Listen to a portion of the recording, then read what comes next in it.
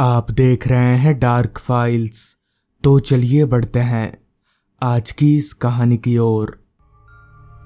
आज से 10 साल पहले मेरे साथ एक ऐसी घटना घटी जिस घटना ने मेरी पूरी जिंदगी ही बदल दी। पहले मैं भूत प्रेत, काला जादू, डायन, इन सब बातों को एक सिरे से ही नकार दिया करता था और मेरे सामने जो ये सब बातें करते थे उनका भी मैं काफ़ी मजाक उड़ाया करता था। मगर मुझे कहाँ पता था कि इस घटना के बाद से मैं उन सब बातों का मजाक तो क्या, उन सब बातों को सुनते ही ज़ोर ज़ोर से कांपने लगूंगा। दरअसल हुआ कुछ यूँ था कि उस समय मैं अपने गांव में ही रहा करता था और गांव से बाहर एक कारखाने में काम किया करता था। उस समय हमारा गांव काफ़ी छोटा और जंगलों से घिरा हुआ था, जिस कारण रात होते ही चारों तरफ घना अंधेरा छा जाया करता था। उस समय गांव के काफ़ी लोग खेती किया करते थे। मेरे भी पापा और बड़े भैया खेती किया करते थे, लेकिन मैं फैक्ट्री में काम करता था। मेरे घर से फैक्ट्री काफ़ी दूर था, जिस कारण मुझे आने जाने में काफ़ी परेशानियों का सामना भी करना पड़ता था। तो मैंने काफ़ी मुश्किल से पैसे जमा करके एक बाइक खरीदा और उसी को लेकर फैक्ट्री आना जाना करने लगा। मैंने काफ़ी मेहनत करके उस बाइक को लिया था। तो बाइक खरीदने के बाद मैं काफ़ी खुश था। कारखाने में मेरी ड्यूटी सुबह के 11 बजे से रात के 9 बजे तक की होती थी। पहले घर से आने जाने में 1 घंटे का समय लगता था, मगर बाइक आ जाने के बाद वो 1 घंटा 20 मिनट में बदल गया।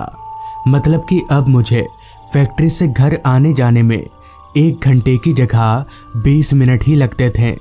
तो इससे मेरा समय काफ़ी बच जाया करता था। खैर, एक बार फैक्ट्री में काफ़ी काम होने की वजह से मेरी छुट्टी 1 घंटे लेट हुई। फैक्ट्री से बाहर निकलते ही मैंने जब अपनी घड़ी में वक्त देखा तो वक्त हो रहा था रात के 10 बजे का, जिस कारण बाहर का माहौल एक वीरान सा हो गया था। खैर, मैं वहाँ खड़े खड़े और समय जाया ना करके अपनी बाइक पर बैठा और घर की तरफ आगे बढ़ने लगा। रास्ता पूरी तरह से अंधेरे में डूब चुका था, वो भी इतना घना अंधेरा कि मेरी बाइक की हेडलाइट उस अंधेरे के आगे काफ़ी कम पड़ रही थी। ऊपर से काफ़ी ठंड का मौसम होने के कारण चारों तरफ घना कोहरा छाया हुआ था, जिस कारण मुझे जितना भी दिख रहा था वो धुंधला धुंधला। साथ ही साथ सन्नाटे ने तो पूरे माहौल में इस कदर अपना डेरा जमाया हुआ था कि बीच बीच में आ रही झींगुरों की आवाज़ें उस माहौल को और भी ज़्यादा वीरान बना रही थी। मेरे फैक्ट्री से घर जाते वक्त एक छोटा सा जंगल पड़ता है। उस जंगल वाले रास्ते पर लोग रात तो दूर दिन के वक्त भी आने से कतराते हैं। उनका मानना है कि उस रास्ते पर आत्माओं का बसेरा है, मगर मैं इन सब बातों को नहीं मानता हूँ। खैर, कुछ देर बाइक चलाने के बाद मैं उसी जंगली रास्ते पर पहुँचा। तो वो जंगली रास्ता पहले वाले रास्ते से भी ज़्यादा सुनसान था। दूर दूर तक मेरे अलावा मुझे इंसान तो दूर जानवर तलक भी दिखाई नहीं पड़ रहा था। खैर, मैंने इसका फ़ायदा उठाकर अपनी बाइक की रफ्तार और बढ़ा दी। अभी मैं आगे बढ़ ही रहा था कि तभी अचानक मेरी बाइक झटका खाने लगी और 2-3 झटकों में बंद पड़ गई। तो अचानक इस तरह बाइक को बंद होता देख मैं एकदम से चौंक गया कि आखिर बाइक को हुआ तो हुआ क्या। जिसके बाद मैं बाइक स्टार्ट करने की काफ़ी कोशिश करने लगा, मगर मैं अपनी हर कोशिश में नाकाम हो गया, क्योंकि इतनी कोशिश करने के बावजूद भी मेरी बाइक स्टार्ट ही नहीं हुई। अब मैं काफ़ी परेशान हो गया था और मुझे समझ नहीं आ रहा था कि मैं करूं तो करूं क्या। अभी भी मेरा घर यहाँ से काफ़ी दूर था और मेरी इतनी हिम्मत नहीं थी कि मैं बाइक को धक्का देकर ले जा सकूं। अभी मैं खड़े खड़े सोच ही रहा था कि तभी मुझे कहीं से किसी के हंसने की आवाज़ सुनाई पड़ी। तो उस आवाज़ को सुनकर मैं काफ़ी हैरान हो गया कि भला इतनी रात गए इस जंगल वाले रास्ते पर कौन होगा। जिसके बाद मैंने अपनी निगाहें इधर उधर घुमाई तो वो हंसने की आवाज़ आ कहाँ से रही है ये सोचकर, मगर इधर उधर नज़रें दौड़ाने के बाद जब मुझे वहाँ कोई नहीं दिखा तो मैं इसे अपने मन का वहम मानकर दोबारा से बाइक स्टार्ट करने की कोशिश करने लगा। अभी मैं कोशिश कर ही रहा था कि तभी मुझे एक बार फिर से हंसने की आवाज़ सुनाई पड़ी, लेकिन इस बार वो आवाज़ काफ़ी तेज थी, मानो कोई मेरे आसपास ही हंस रहा हो।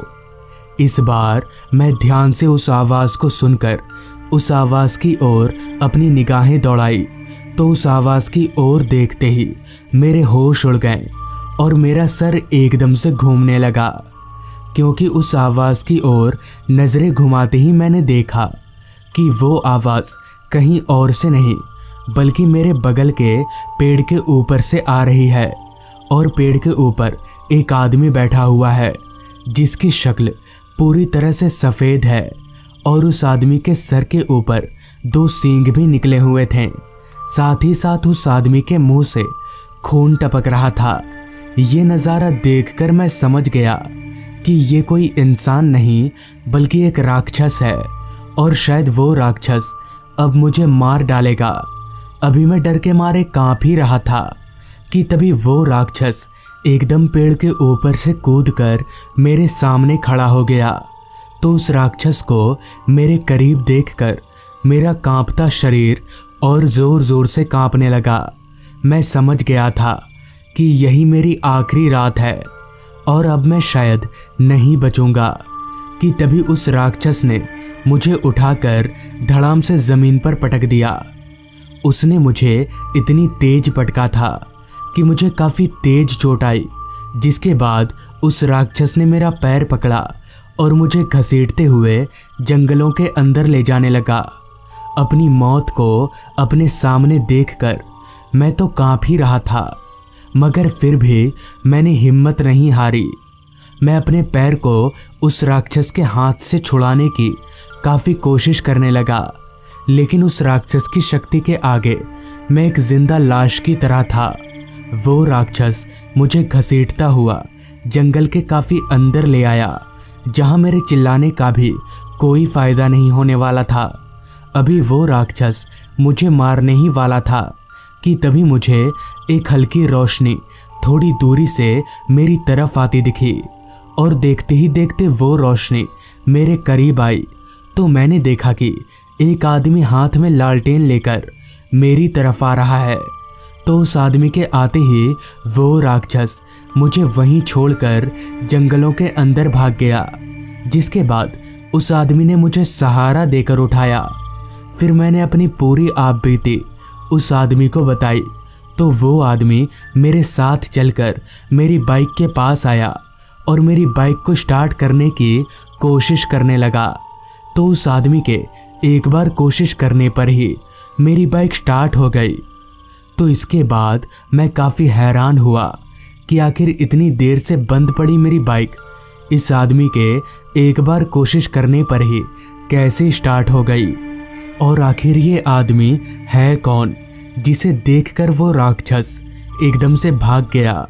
अभी मैं ये सवाल उस आदमी से पूछने जा ही रहा था कि तभी मेरी नज़र उस आदमी के पैरों पर गई। तो उस आदमी के पैरों को देखकर एक बार फिर से मेरा पूरा शरीर कांपने लगा, क्योंकि उस आदमी के पैर उल्टे थे, यानी कि वो आदमी भी एक भूत था।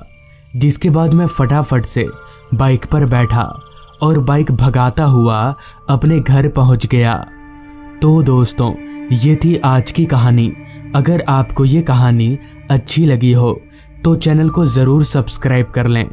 तो मैं आपका दोस्त आर्यन जल्द ही मिलूँगा आपसे ऐसी ही एक कहानी के साथ।